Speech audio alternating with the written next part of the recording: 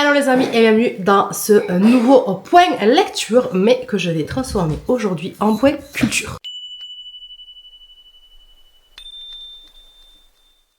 Comme vous le savez, actuellement, je suis en pleine création artistique pour un projet illustré. J'ai donc très peu lu ce mois-ci, à part avoir attaqué le 3e tome de l'Empire du Vampire, qui est juste une petite pépite, mais je vous en parlerai dans le prochain point lecture. Du coup, ce mois-ci, j'avais envie de transformer ce point lecture en point culture, parce que même si je n'ai pas beaucoup lu, j'ai quand même regardé des films et des séries, et j'avais envie de vous en parler. Et des livres audio aussi. Non, premier point culture du mois, Tendalos. Tendalos, c'est un YouTuber qui lit des livres, donc ce sont des livres audio, qui est spécialisé dans tout ce qui va être Lovecraft, Edgar Allan Poe, etc. Il a une voix juste incroyable, c'est lui-même qui fait toutes ses musiques, c'est lui-même qui fait les illustrations de chaque livre qu'il lit, et j'avoue que j'ai repris du coup toute la lecture des Lovecraft grâce à sa chaîne, pendant que par exemple j'étais en train de faire à manger, etc. J'avais envie de relire quelque chose tout en pouvant faire autre chose. Parce que comme je vous disais, j'ai été vraiment très occupée, j'ai eu beaucoup de travail ce mois-ci.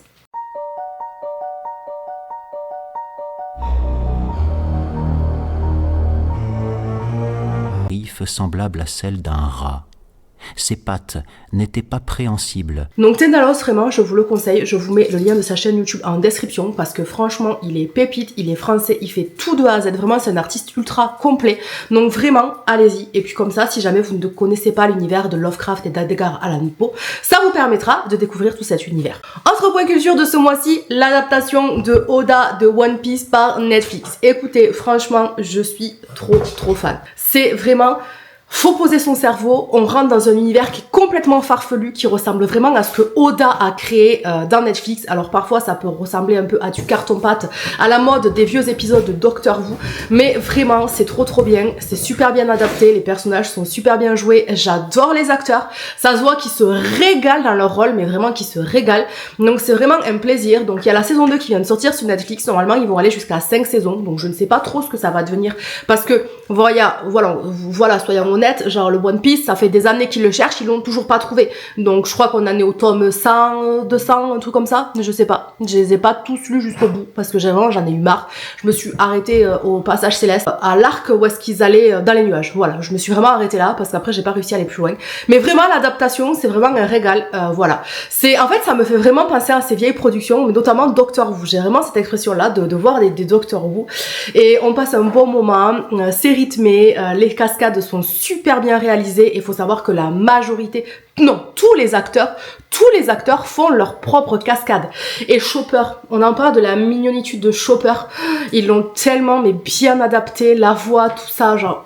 magnifique, j'ai pleuré toutes les larmes de mon corps, of course. Si vous avez lu le manga, vous savez pourquoi. Si vraiment vous avez des enfants, des adolescents, ou vous-même en tant qu'adulte, vous êtes des consommateurs du coup de l'univers de Oda, ou alors vous avez envie de vous plonger là-dedans, je la conseille vraiment, elle est vraiment trop sympa.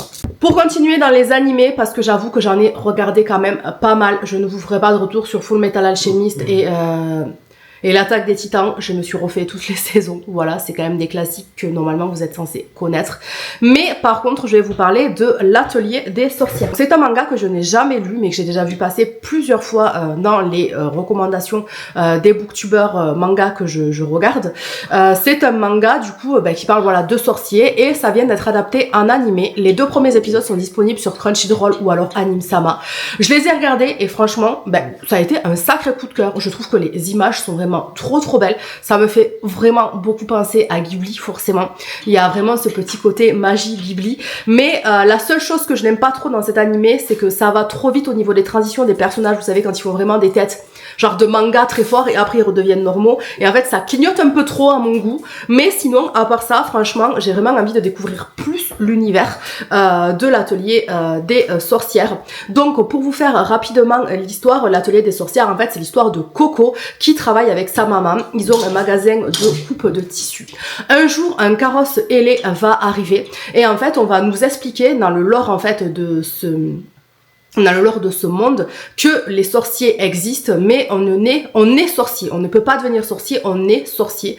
Et en fait, les sorciers, ils vont aider par exemple à faire le linge dans la rivière avec un savon spécial. Et ensuite, l'eau va redevenir propre et ne sera jamais polluée. Ensuite, par exemple, ils vont aider pour tout ce qui va être la réparation de chariots, la réparation de manière générale. Et donc du coup, dans cet univers-là, donc nous avons Coco qui est une grande passionnée de magie et qui rêve que d'une chose, de devenir sorcière. Sauf que comme on vous le dit, en fait, on ne peut pas devenir sorcier ou magicien, on doit naître sorcier ou magicien. Mais Coco, elle s'accroche comme une sauvage à ce rêve. Et en fait, quand elle était petite, on apprend qu'elle avait rencontré un magicien qui lui a remis une baguette et un livre.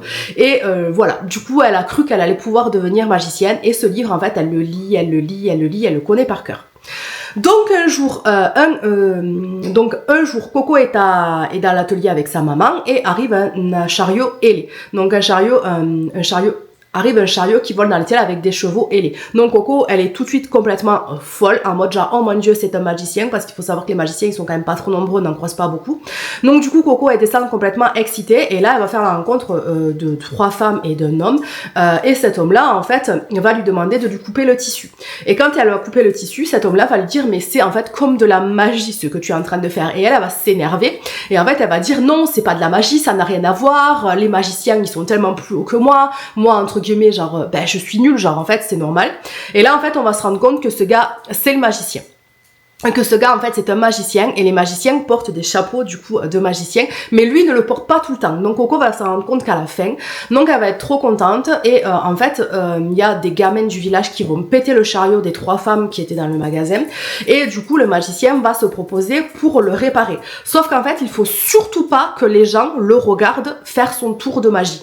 Donc, il s'enferme dans une pièce de l'atelier de la maman et de Coco, et en fait, il va faire son tour de magie, et Coco, en fait, elle ne va pas résister, et elle va finir par regarder comment est-ce qu'il fait son tour de magie. Et à partir de là, du coup, le manga commence et ça va partir un peu en cacahuète, voilà, disons-le, et la quête va être lancée et on va découvrir de plus en plus le monde de la magie, etc. Et moi, j'avoue que j'ai beaucoup aimé parce qu'en fait, vraiment, il n'y a pas eu de longueur, ça s'est fait vraiment fluidement. Un peu déçue sur la durée des épisodes qui font à peine 20 minutes, mais j'ai vraiment grand hâte de continuer de découvrir l'univers et si vraiment la saison 1 me plaît, peut-être que potentiellement, j'irai emprunter à la médiathèque les mangas pour voir s'ils me plaisent et voir après si je les prends ou pas. Autre point culture du mois, la série Under Salt March sur Disney Plus ou Prime Video. Mince, je sais plus, je vous le mettrai en lien.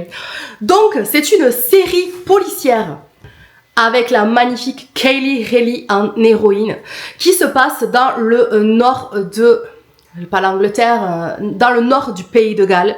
Faut savoir que j'adore les séries policières européennes, genre Hjortskott, Broadchurch. Donc Hjortskott, c'est une série qui est suédoise, qui est juste incroyable.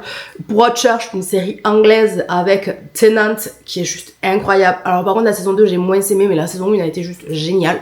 Et en fait, c'est un peu dans cette même vibes-là. Donc du coup, c'est une série policière qui commence toujours, après, comme toutes les autres, soyons honnêtes, on n'est pas non plus sur un scénario hyper original, mais un enfant meurt.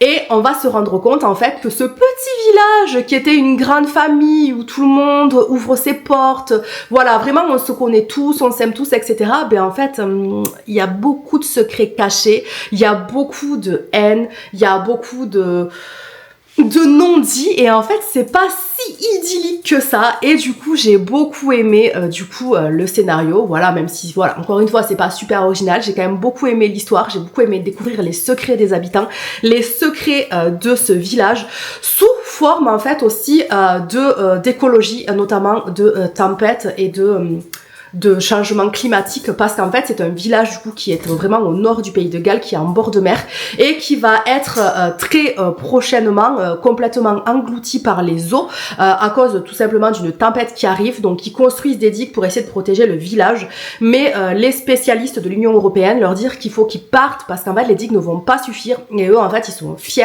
et ils ne veulent pas partir. Et donc du coup sous couvert voilà de catastrophe climatologique qui va arriver, il va y avoir toute cette enquête autour de la la mort de cet enfant qui va vraiment faire sortir des secrets vraiment enfouis. Et en fait, au fur et à mesure des épisodes, alors au début, j'avoue, j'étais un peu perdue parce que on passe parfois d'une époque à une autre, mais finalement, ça se fait quand même de manière assez fluide.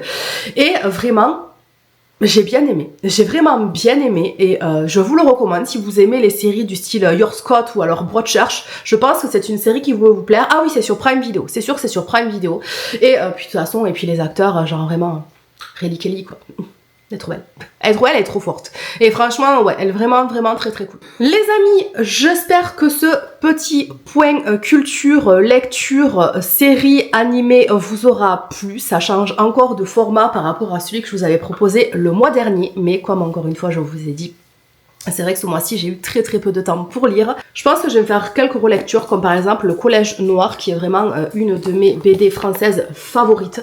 Mais je vous en parlerai dans le prochain point lecture / culture dorénavant. Du coup les amis, je vous fais des bisous. Je vous dis à dimanche 11h pour le vlog et mercredi 11h pour la prochaine vidéo Facecam. Des bisous, prenez soin de vous. Ciao! Et n'hésitez pas à commenter, liker et vous abonner si cette vidéo vous a plu. Et n'hésitez pas à me dire dans les commentaires vos recommandations de lecture, de films, d'animés ou de séries que vous avez vu ce mois-ci et dont vous avez vraiment eu un énorme coup de cœur. Ciao!